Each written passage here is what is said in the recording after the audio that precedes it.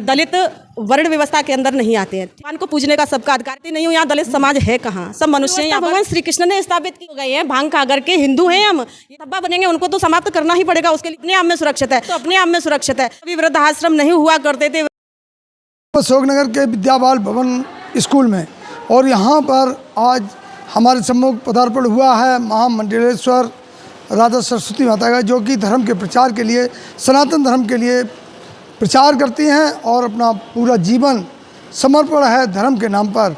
तो बहुत बहुत स्वागत है स्वामी जी। और क्या कहेंगे, सनातन धर्म को जो बचाने का आपने बीड़ा उठाया है, किस तरह से सनातन धर्म बचेगा, कैसे देख रहे हैं इसको? देखिए, सनातन धर्म बचाने की बात नहीं है। सनातन धर्म को समाप्त भी कौन कर सकता है?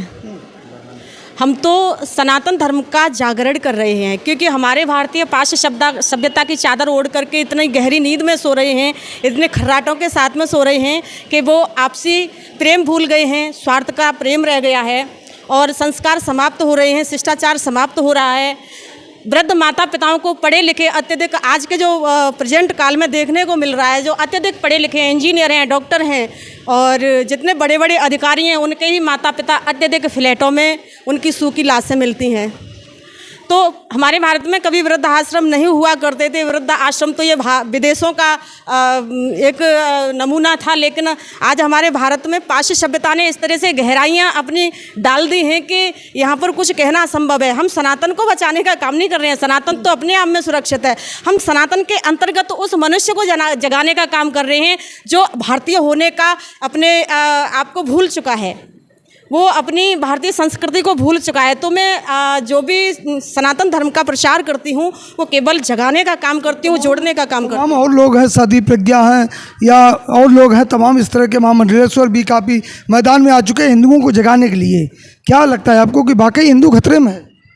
हिंदू खतरे में जब आप चिकने पर खड़े हो जाएंगे, आप उस खाई के अंतर्गत खड़े हो जाएंगे जहाँ से जरा सा हवा का झोंका है और जाने कितने किलोमीटर आप नीचे चले जाओगे, तो इसमें कोई बड़ी बात नहीं है। और संतों ने तो हमेशा से जब जब धर्म की हानि होती है तो संत ढाल बन करके सामने खड़े होते हैं अपने समाज के रक्षा के, सुरक्षा के, और उसको संस्कारों की चादर उड़ाने के लिए ही संत अपने आप को अपने समाज के लिए समर्पित करता है। क्योंकि संत का जो शरीर होता है वो परोपकार का शरीर होता है और संत हमेशा परोपकारी होते हैं। परोपकार के लिए वो अपना जीवन धारण करते हैं। तो आप उनको संत नहीं मानते जो धर्म संसद में कहते हैं, मारने काटने की बात करते हैं?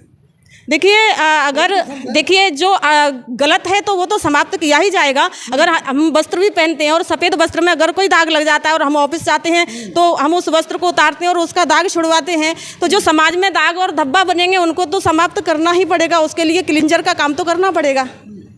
लेकिन आपने अभी कहा कि हम लोग जो है इसको अहिंसा परमो धर्म की आप बात करते हैं, दूसरी तरफ धर्म संसद में मारने काटने की बात हो रही है। नहीं, यहाँ मारने काटने की कोई बात नहीं है। अहिंसा संसद में बात हुई है। अगर मारने काटने की बात हुई है तो अगर जो काटने योग्य है तो उसको काटा भी जाएगा। भगवान श्री कृष्ण ने भी यहाँ पर महाभारत क्यों करवाया? क्योंकि पहले उनको धर्म पद्धति से समझाया गया पांडव कौरवों को कि ये पांडव आपके भाई हैं, ये इस राज्य के हिस्सेदार हैं। जब आप अन्याय की उनकी चरम सीमा बढ़ती चली गई, धर्म गुरु जिनके अंतर्गत रहते थे उनके मंत्री बन करके, उनके सलाहकार बन करके उनकी भी बातों को कौरवों ने नहीं माना, तो फिर उनको समाप्त करना ही उनका बस अंतिम जो चरण था वो महाभारत हुआ। लेकिन एक तरफ हिंदू राष्ट्र की बात हो रही है, दूसरी तरफ लोग जो है काफ़ी खिलाफ हैं कि मनवाद से राष्ट्र जो है देश चलेगा, वो संविधान के अनुसार चलेगा। तो क्या देख रहे हैं? देखिए, पहले तो मैं आपसे ये कहना चाहती हूँ कि सब पागल हो गए हैं भांग खा करके। हिंदू हैं हम, ये तो हिंद देश से आया हुआ एक शब्द है। हम तो सनातनी, हम भारतीय हैं। तो ये भारत हमेशा से है, इसको किसी ने दिया थोड़ी ना है। हमारे महापुरुषों के नाम पर, हमारे महापुरुषों के संस्कार पर भारत का नाम पड़ा हुआ है और ये सनातन है। भारत हमारा सनातन है। मात्र इतना सा ही नहीं था जितनी सीमा में आज हम भारत को नापते हैं। भारत तो पूरे विश्व में फैला हुआ भारत था, लेकिन जब एक ही घर में चार भाई अलग अलग बुद्धि के हो जाते हैं, बाप की मानते नहीं है, तो उनके भी तो घर अलग अलग हो जाते हैं। तो अलग अलग देशों में बंटवारा हो गया। जैसी जिसकी मानसिकता थी, मांस खाने वाले मांस की प्रवृत्ति की ओर चले गए और हिंसा करने वाले हिंसा की प्रवृत्ति की ओर चले गए और सनातन धर्म को ओढ़ करके जीने वाले भारत में रह गए। वर्ण व्यवस्था को कैसे देखते हैं? वर्ण व्यवस्था भगवान श्री कृष्ण ने स्थापित की है, तो वर्ण व्यवस्था में रहना तो सबका धर्म है, लेकिन मैं जातियों का बिल्कुल समर्थन नहीं करती हूँ, क्योंकि यहाँ सभी मनुष्य हैं। जिस तरह धार्मिक ग्रंथों पर विवाद है, कहते हैं रामचरितमानस विवादित ग्रंथ है, कैसे देख रहे हैं? रामचरितमानस विवादित ग्रंथ कैसे हो सकता है? राजनेता तमाम नेताओं ने तो कहने वालों की हम थोड़ी ना मानेंगे। कहने वाले तो साधुओं को भी गाली देते चौपाइयाँ गलत है। कहने वाले तो साधुओं को भी गाली देते हैं, माता पिताओं को लात मारते हैं, जो कि बिल्कुल हमारे धर्म के विपरीत है। तो कहने को तो यहाँ कोई कुछ भी कह सकता है। जब आज़ाद भारत में लोग नहीं कहेंगे तो कब कहेंगे? कहते नारी का अपमान है रामचरितमानस में। नारी का अपमान कहीं भी नहीं है, उसके हमारे सूत्र प्रश्न बिल्कुल भी नहीं है। उसके तरीके अलग हैं।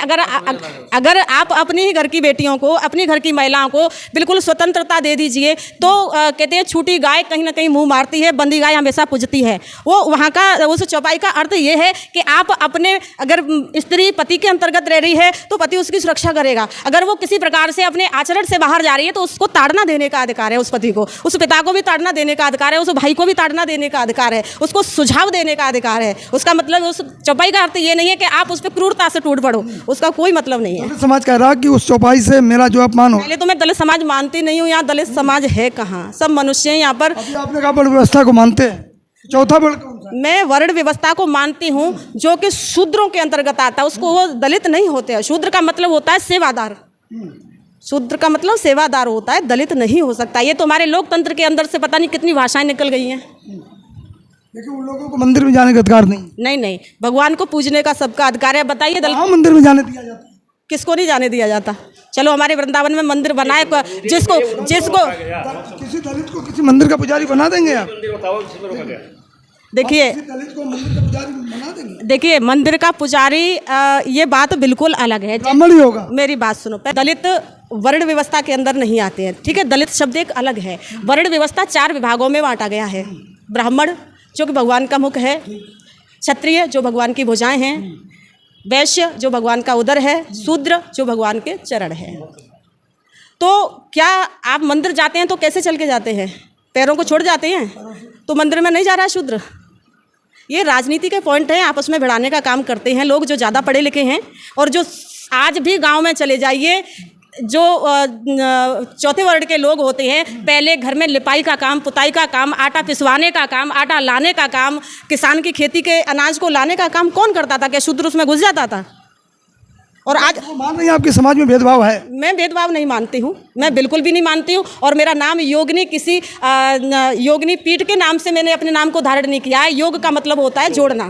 तो मेरा नाम जो योगिनी का जो इंगित है वो सिर्फ जोड़ने का काम है। मैं अपने भारत में अगर सनातन धर्म का प्रचार करती हूँ तो केवल वर्ण व्यवस्था के अंतर्गत करती हूँ। और शिष्टाचार, सभ्यता और आपसी प्रेम आदि जो हमारे संस्कार समाप्त हो रहे हैं, नैतिकता समाप्त हो रही है, मैं इसके अंतर्गत काम करती हूँ। तो महामंडलेश्वर हैं अयोध्या से, वो कह रहे हैं कि राम घोषणा करने वाले हैं 25 तारीख को हिंदू राष्ट्र की। ये राजनीतिक पॉइंट है, मैं इस पर कुछ नहीं कह पाऊंगी। आक्रोश पैदा करने का काम नहीं करते। आक्रोश नहीं है, मैं ये कह रहा, मेरा सवाल ये है कि महामंडलेश्वरों में भी आपस में भेदभाव है क्या? भेदभाव तो सब जगह ही होता है। जिसके अंदर पूर्ण ज्ञान है वो भेदभाव से परे है। जिसके अंदर अधूरा ज्ञान है तो अधजल गगरी झलकत जाए, भरी गगरिया चुप ही जाए। जो अधजल गगरी होगी वो तो झलकेगी कहीं ना कहीं, तो उसकी तो आवाज़ें उठेंगी। अच्छा, तो आप इसके पक्ष में नहीं है जो हिंदू राष्ट्र की घोषणा हो? ये आपने कभी माननीय नरेंद्र मोदी जी के नाम मुख से सुना है कि हिंदू राष्ट्र? सुना है कभी? सुना है? किसी बड़े पद पे जो उनकी पार्टी के तमाम लोग हैं। मैं ये सिर्फ एक राजनीतिक मुद्दा है, बाकी कुछ नहीं है। हमारा देश सनातन था, सनातनी है और सनातनी रहेगा। क्या कहेंगे जो इस तरह की? मैं तो संतों को प्रणाम करती हूँ। मैं संतों के बारे में ना बोलना सीखी हूँ, ना मुझे आता है। आपने कहा कि समाज में वैमनस्यता फैलती है इस तरह वैमनस्यता, ये तो संसार, देखिए ये संसार है और इस संसार में हर प्रकार के गुण और अवगुण हैं और ये कभी समाप्त होने वाले नहीं है। आप जिस कार्य को कर रही है बस आप अपने कर्तव्य निष्ठता से उसको करते रहिए, यही आपकी सार्थकता है। तो साथियों, ये थी योगिनी राधा सरस्वती जी, जिन्होंने अपने विचार रखे और ये बिल्कुल कहा अहिंसा परमो धर्म, जिसको ये लेकर चल रही हैं। और बिल्कुल सच बात है कि आप बिल्कुल भेदभाव, वर्ण व्यवस्था है, तमाम समाज में जो एक प्रोपेगेंडा फैलाया जा रहा है उसके आप बिल्कुल किसी की बातों में ना आए, अपने धैर्य को बनाए रखें और सनातन धर्म को, जो अपना धर्म है, जो अपना व्यवहार है, उसको कायम रखें, बना के रखें। धन्यवाद।